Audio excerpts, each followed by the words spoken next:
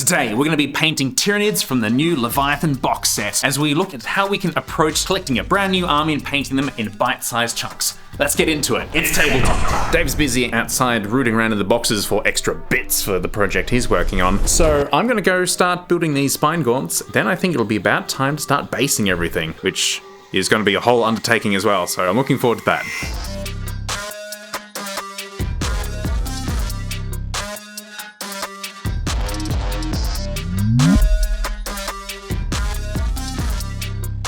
The spine gaunts are all done, the neuro gaunts are done, the termagaunts are done, the Neurotyrant is done. We're at a pretty good spot. Let's start basing some things. Let's get that corkboard. Oh, there's Dave. There's a cheeky. Oh. Did you just call me corkboard? No. What? One thing that I've noticed, if you're a subscriber to the channel, check that subscribe button there.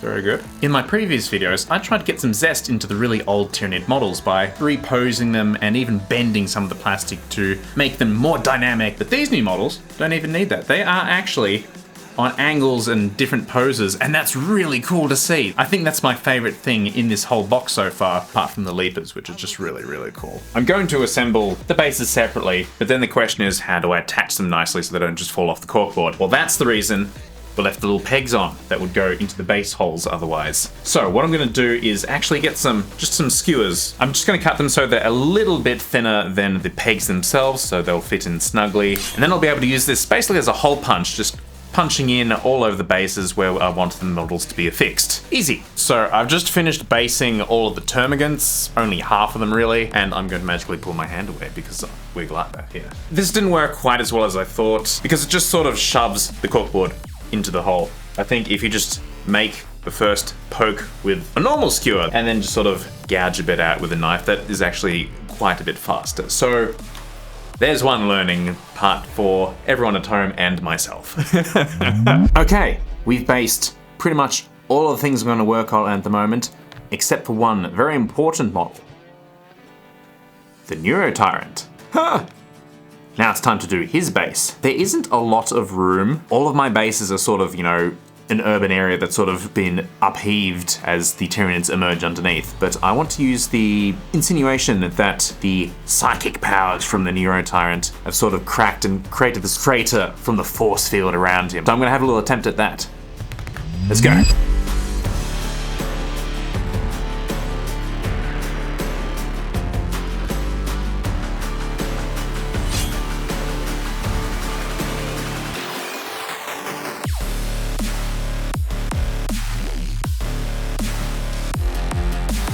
So Murray is finally painting his Tyranid army, which is super exciting because we first introduced them on the channel as an unnamed Hive fleet that featured heavily in a roleplay we told in the Warhammer 40k universe on Tabletop Time Roleplay. But with Leviathan coming out and us expanding that out into a full-size 40k battle, the original battlefield we had, the Stormbird hangar, links in the card to that video, isn't going to be big enough. So we've got to expand that into a full-size battle. I'm gonna go see if I can find the actual boards, because it's been about a year. All right, so I've got to see if I can find, it's pretty obvious. It's not here. I think I know where it is though.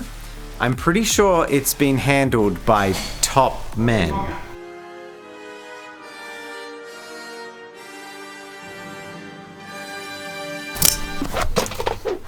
They call me Dr. Jones. Dr. David Jones. For a limited time only.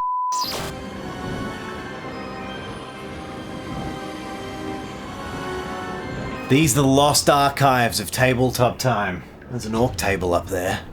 But in here, we're gonna find what we need. The Space Bears original Kill Team board. And somewhere around here, the Stormbird hangar. Okie dokie, Dr. Jones! Do you get it? We're doing an Indiana Jones bit. It's a bit! It's a bit. Do you get the bit? It's the movie's called Indiana Jones. Thank you.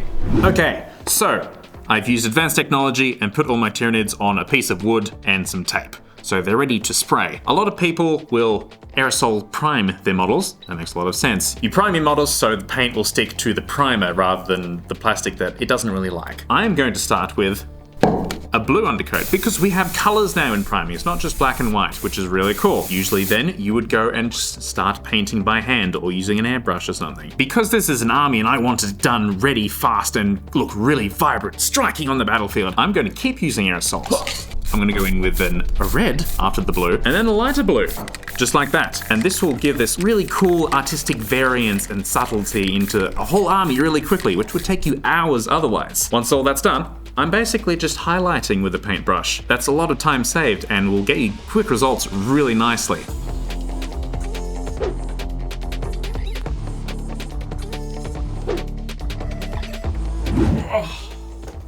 Break time! I wonder how today's going with the board. With adventuring hat doffed, I can now have a look at what we've got to work with. Oh, it's beautiful and broken. We can fix it. Wow. Okay, so these are the two kill team boards we built, but we're gonna expand this into a full-size 40k board, even bigger technically. I'm old school and I'm not changing my mind from 6 foot by 4 foot. I think the game is already too movie and too easy to get into combat as it is, so we're gonna keep it big. So I'm thinking we're gonna incorporate these two kill team boards end on end, but keep them separatable so we can use them in kill team games when we want to. So we've basically got to make a framing structure, and it's gonna look a little something like this. So that means 6 foot is going to extend this board a little bit further than I expected, and 4 foot not too dissimilar. So we're gonna basically need to get 3 panels with foam on it and incorporate these nicely.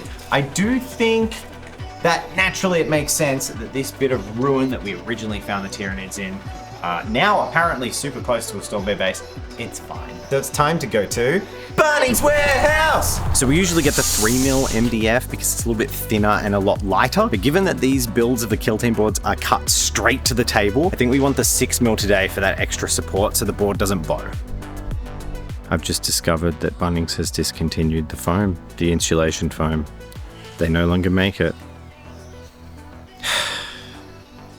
What are we gonna do? What are crafters like me gonna do?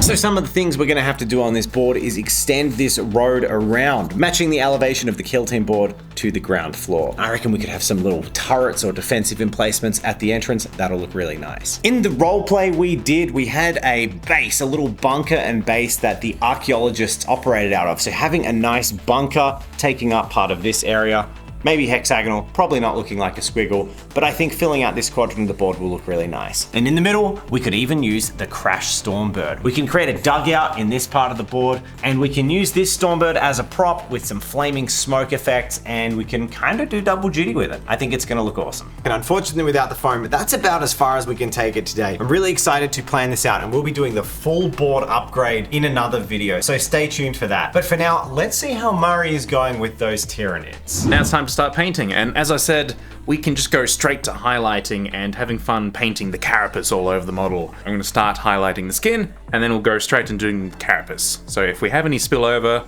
the final step of painting the skin will cover any of that up. Now for this scratchy effect on the carapace, really I'm just base coating it, leaving just a little bit in the recesses of the color underneath the blue from the priming. And then as I lose paint on my paintbrush, it's going to start getting a bit scratchy as I drag the brush across it. That's called overbrushing. And I'm just going to use that effect as much as I can, dragging it down the smaller pieces as it goes down the back of the monsters. It'll just be a cute little bonus, and it doesn't matter if there's too much paint on there and I just end up base coating it normally. It's all fine, it's part of the process, and it gives variance, which is probably more important than having a consistent scratchy effect everywhere. So that's just a little trick you can use when you're painting some of your models with a lot of texture. I'm on a rampage! If you want to help support Tabletop time and my nefarious endeavors as the Tyranids and want to stick it to the Space Bears, luckily that incredibly niche Venn diagram has come to fruition, and you can buy our very first Alien Swarm themed shirts. Insatiable hunger. As you can happily devour the entire world as you go about your daily business. Join me and the power of the awesome Tyranids as we take it to the Space Bears in our upcoming battle report, and you can be there with your incredible shirts. I'm not wearing it right now because it's so new, I don't have one yet. If you would really like to support the channel, this is one of the best ways that you can do so, and it would be really cool to see you all supporting Team Nids. The links are in the description below in a variety of colors and styles, and I hope you will join me both there and in the rest of this video as we continue our conquest of the galaxy. Let's go. Now that I've done all this carapace work on one model, I can just move on to the next one. Make a production line happening, lots of batch painting, and the best part about doing that, as you do them more and more, you'll get good at them, so when you get to your hero characters, you can make them look really, really nice.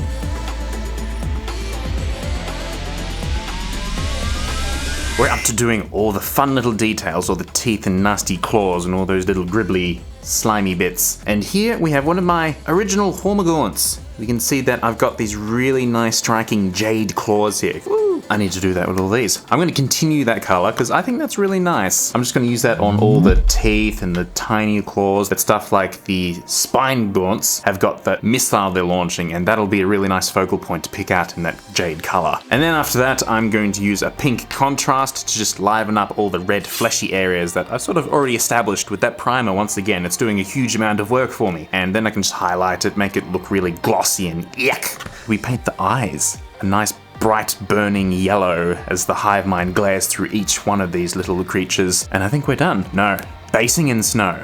That'll be the final step. There's a lot of Tyranids, but it's fun. We've come a long way, we've painted a lot of Tyranids, and it's time for that final touch of just doing the base, putting down that snow, and that ultimate little bit of doing the black trim around the base. And then we'll be finished! Yes! And then we can start more Tyranids. I'm just gonna go with a nice cold grey dry brush over the base, get all those nice little details in the corkboard and the bits of terrain. Then just put on a bit of snow. We want the idea that the snow is thawing out just as the Tyranids are, and they're all emerging, and we'll be done.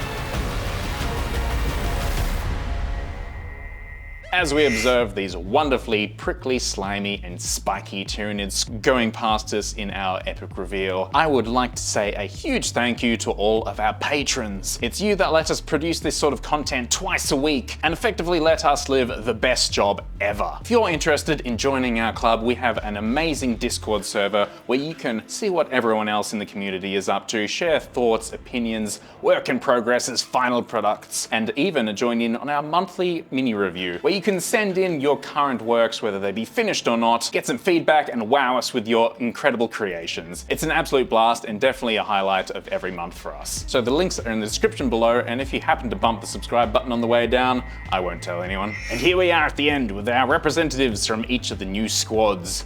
I'm fast falling in love with these tiny little Neurogaunts. I absolutely love them. They're adorable. They remind me of like Chomper from The Land Before Time. They got big stubby tails, it's adorable. But if you're concerned that you didn't see some of the bigger Tyranids shown off in the box, then worry not, because that's what I'll be tackling next. I'm really excited to tackle some of those. I really love the Von Ryan's Leapers. They're incredible models. So if you're enjoying the journey as much as I am, then please make sure to comment, like, and subscribe, as it really lets us know if you're enjoying this content. And of course, stay tuned to the channel for our upcoming battle report between the Tyranids and the Space Bears Space Marines. It's gonna be absolutely epic, I can't wait. So until then, I'll see you next time, and I'm literally gonna go and just start working on the next batch.